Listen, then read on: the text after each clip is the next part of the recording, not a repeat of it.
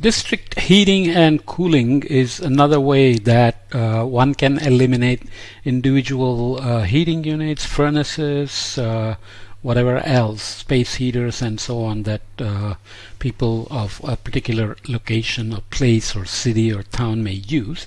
And this is shown to reduce overall energy use by up to 50% or more in places like Japan and Denmark and so on. And especially if you combine them with renewable sources like geothermal and wind, and maybe use cold waters that are naturally available in the region to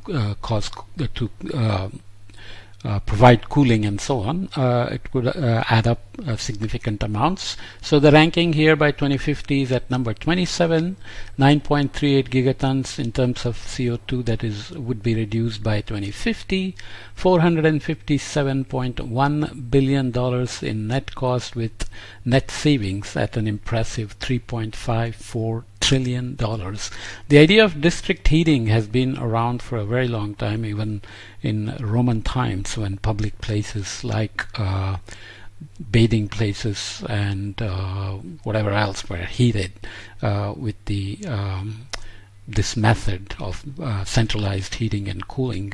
Here is an image of Dutch King Willem-Alexander attending the opening of Warmth Central, I don't know how it's pronounced, bioheating station in Purmerend, Netherlands. It provides 80% green energy for 25,000 people, powered by 110,000 tons of biomass per year. So great thought given to reducing energy use by providing central heating, but also using biomass as a green energy source. This is from this paper which looks at cases where a solar district heating cooling system is designed.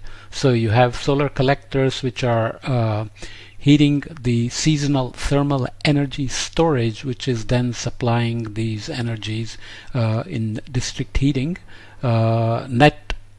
District heating net with constant temperature. So supply temperature going into the buildings is at 70 degrees centigrade, and the return temperature of the fluid used here is at 40 degrees centigrade. So that's without any individual household level heat pumps.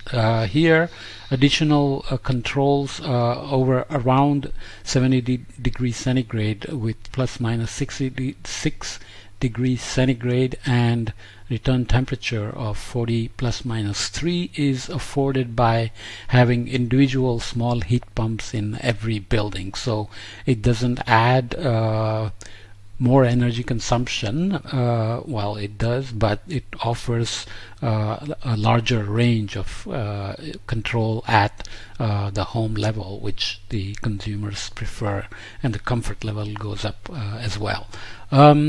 Yearly heat demand from this it was studied by looking at, I think, 8 households or so, the same study. So here yearly heat demand in megawatts hour, just with existing buildings, the old systems of individual heating was 46% higher when gas was used. After retrofitting with the district heating, this was reduced by 46%, which is really impressive.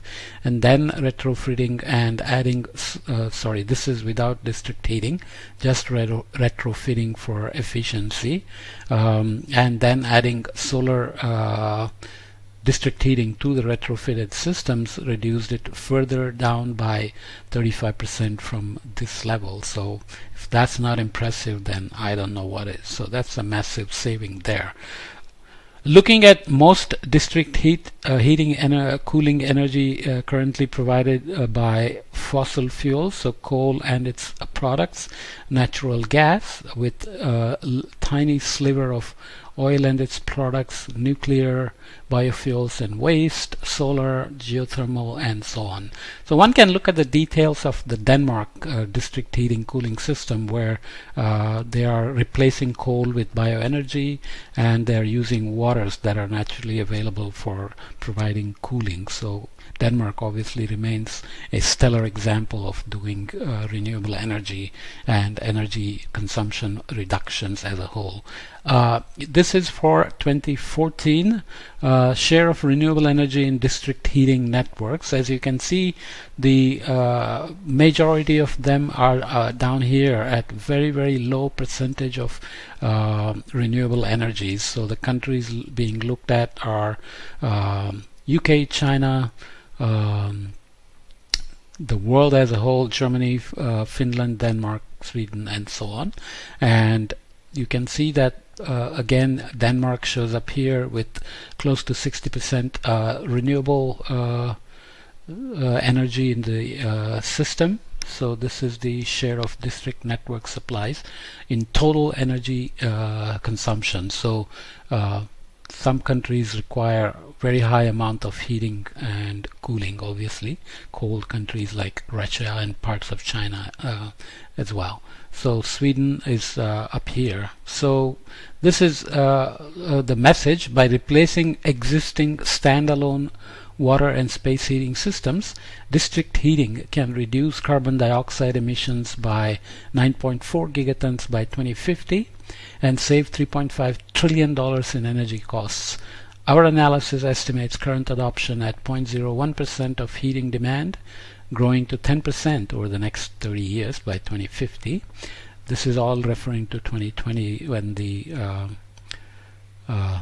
book estimated these things. While natural gas is currently the most prevalent fuel source for district heating facilities, we model the impact only of alternative sources such as geothermal and solar thermal energy that will become more prevalent over time. So while gas is a much more benign fossil fuel compared to coal, for example, it is still a fossil fuel with significant CO2 emissions. So geothermal and solar and other renewables, biomass, etc., can be much more eco-friendly and good for drawdown as well.